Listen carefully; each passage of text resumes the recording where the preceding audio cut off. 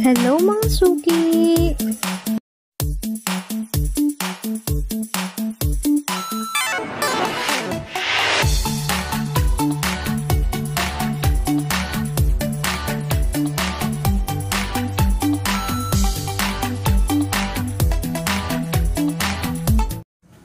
Hello mga suki! For this video, i-share ko lang po yung version ni Father Mangyan kung paano po siya magluto ng bulanglang or sinigang sa bayabas.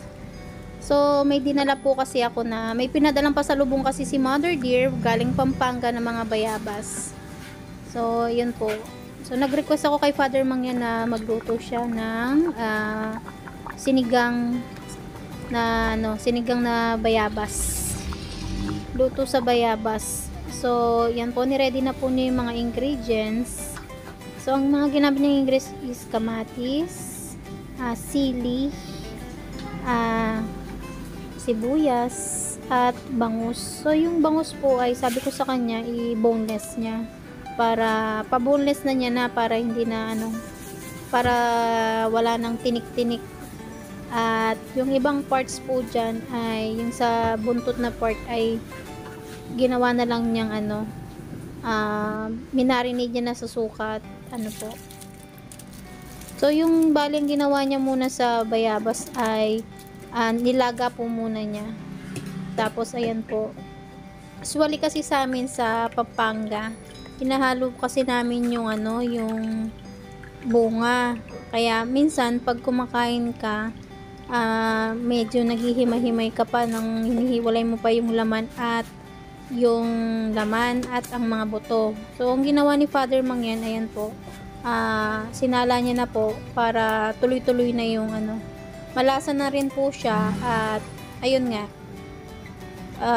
sinala niya na at yan, nilagay niya na po yung mga gulay.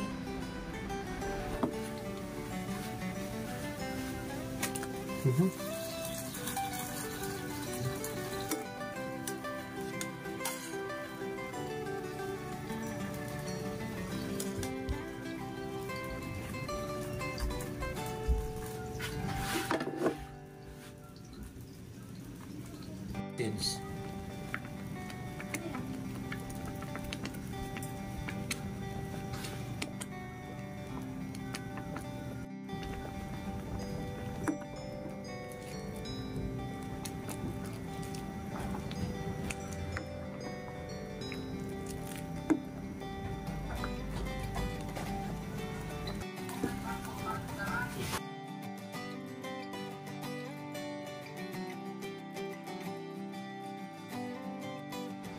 So, bali yung gulay na nilagay niya dyan is alugbati.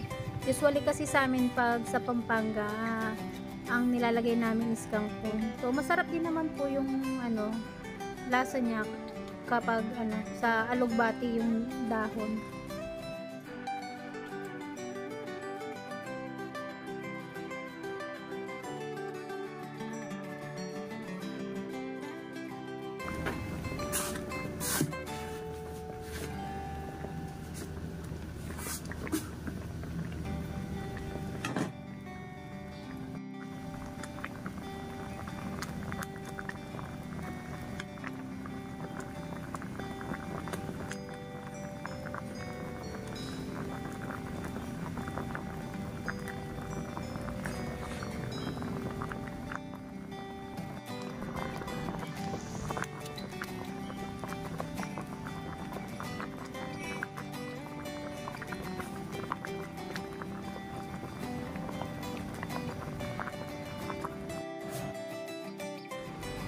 So, yun na suki, luto na po yung aming bulanglang or sinigang sa bayabas.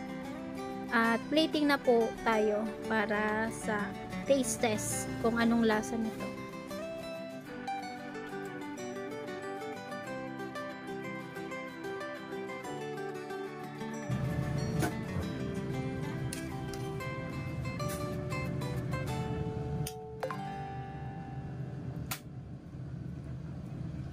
Pero pinaka-the best na niluto ko, ito, compare sa inyo.